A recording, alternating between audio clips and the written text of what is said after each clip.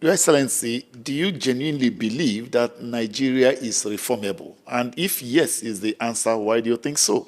Very easily reformable. There's nothing.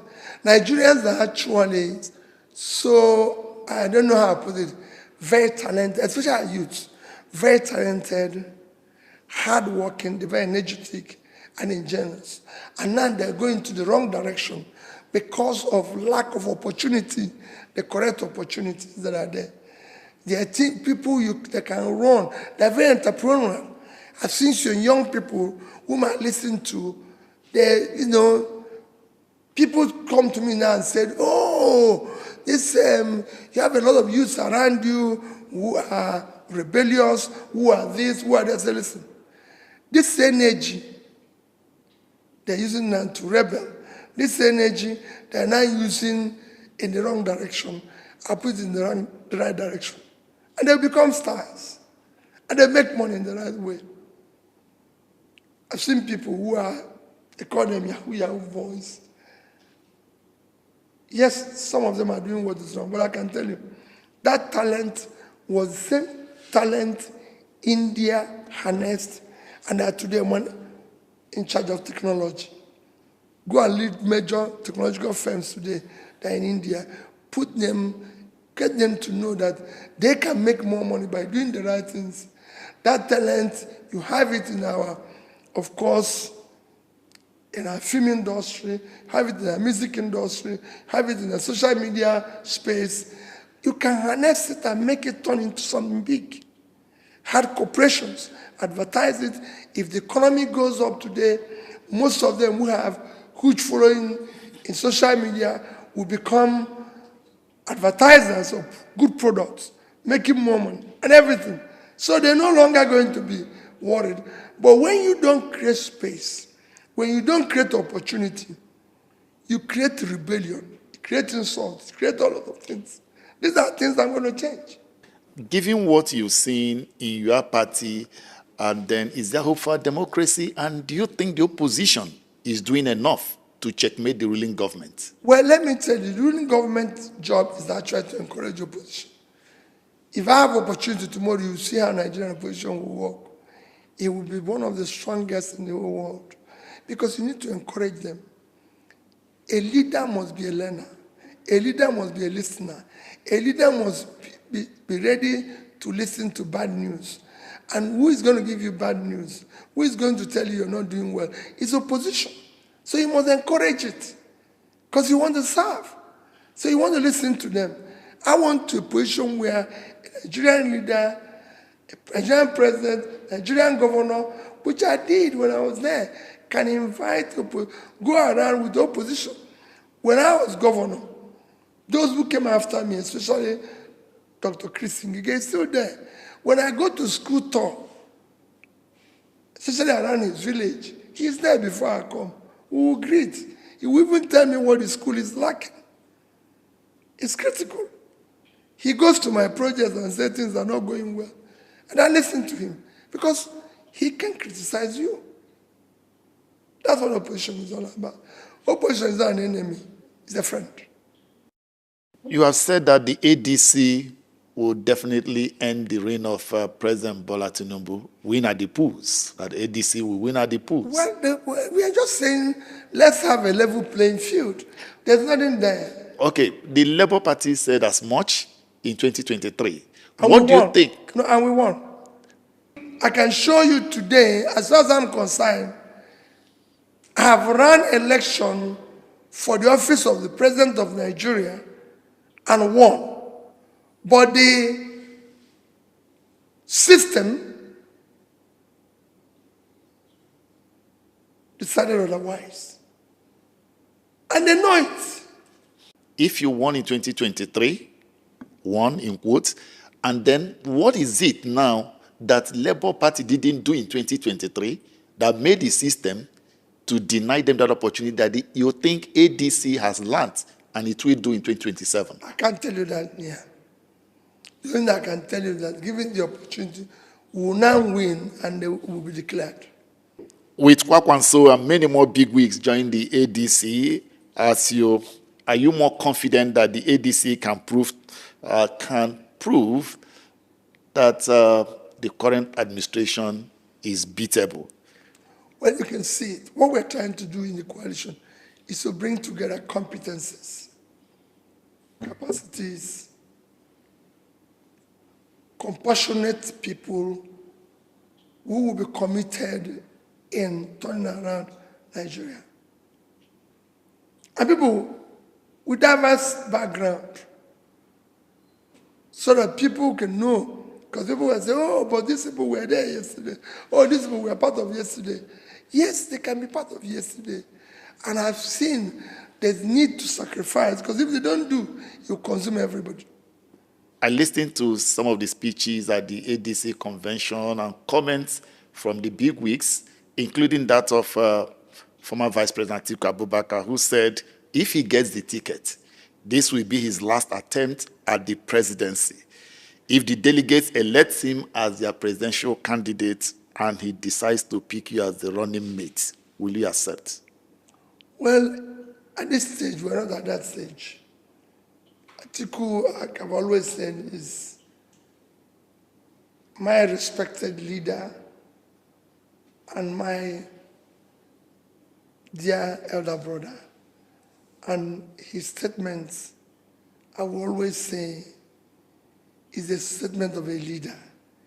And you look at what he used, if.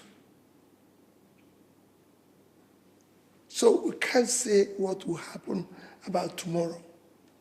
I can only tell you that I'm contesting the election for the office of the president. Interestingly, all of you emphasize the fact that it should be more about the party and Nigerians than individuals. That's it. Very important. Because we have heard people talk about power capture, get power, do this. What did they use it to do? Do you sincerely believe that you are all resolved to follow any agreement reached after the primaries? Well, again, you've asked a pertinent question. You accept what happens after it. If it's true, transparent, and a process that you can call fair and credible. I've said it before that I've left parties because I found the whole process transactional and a process, and this is critical. The process through people come into office is far more fundamental than what they do thereafter. You cannot jump into the house through the window and start cleaning the house and expect everybody to accept you. The process must be right.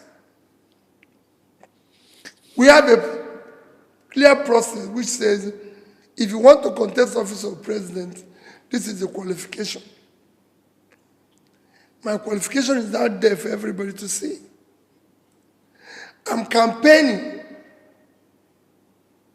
based on that and everything. And I want to win the primary or the party select me based on transparent, verifiable process, which is worth its place in a democratic environment. Not just that I want, okay, whatever it is, I want to be candidate. Your Excellency, jokingly, Nigerians say that the present administration even have SSA on P2B. So from the present administration to INEC to party issues, the court, the odds seem to be against their emergence as a candidate and president of Nigeria in 2027. On a scale of 1 to 10, can you rate your chances of being Nigeria's president in 2027? Well, while I will rate my chances, I can tell that what you're even saying, I'm going through worse experience than that. What is happening to me in Nigeria today cannot be described. I can't even tell it to the public.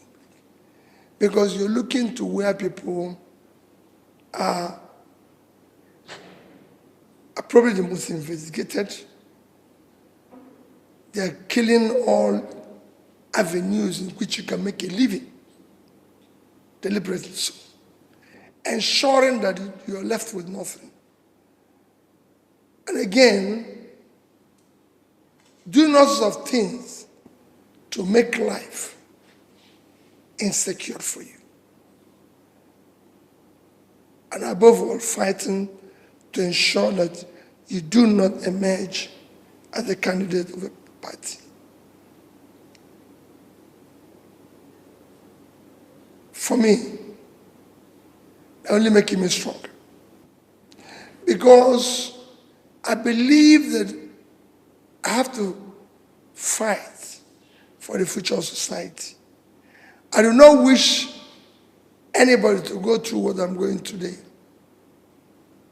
And for it, it's important for me to ensure that such a thing does not exist in a democratic space. Democracy must be something that the society is determined to bring about for their own development, to be able to enthrone government of the people, by the people, for the people. In the face What we have today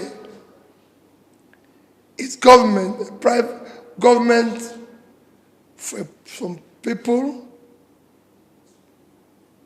government by some people, and government for some people. That cannot happen. We want to create a society.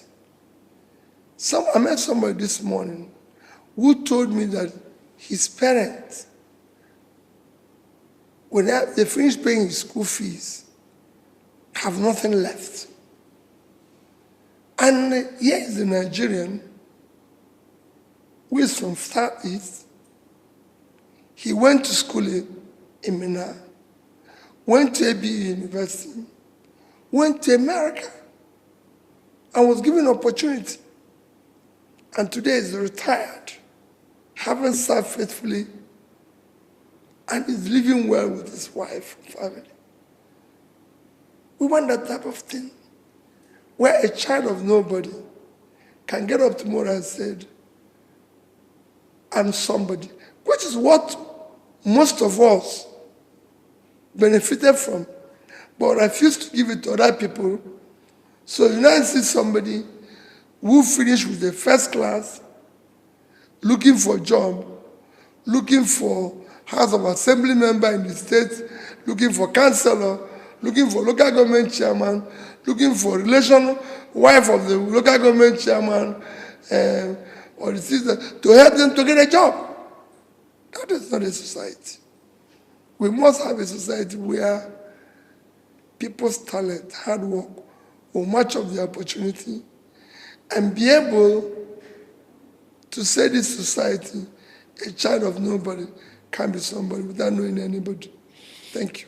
Listen, sincerely speaking, wrapping up now, how do you feel? How do you muster the courage, the energy, the zeal to continue to push in the face of this very depressing scenario that you've painted? Because the alternative is worse for the future generation. We can't bequeath them anarchy, because anarchy consumes everybody. We must bequeath them a better society. And that's what I'm fighting for. And I'm sure there's so many people out there who believe in it and are fighting it with me. Thank you very much, Your Excellency. It's been a pleasure having you on Symphony TV. We appreciate your precious time that you spent with us. And once again, thank you for sparing time to be on this show. Thank you for being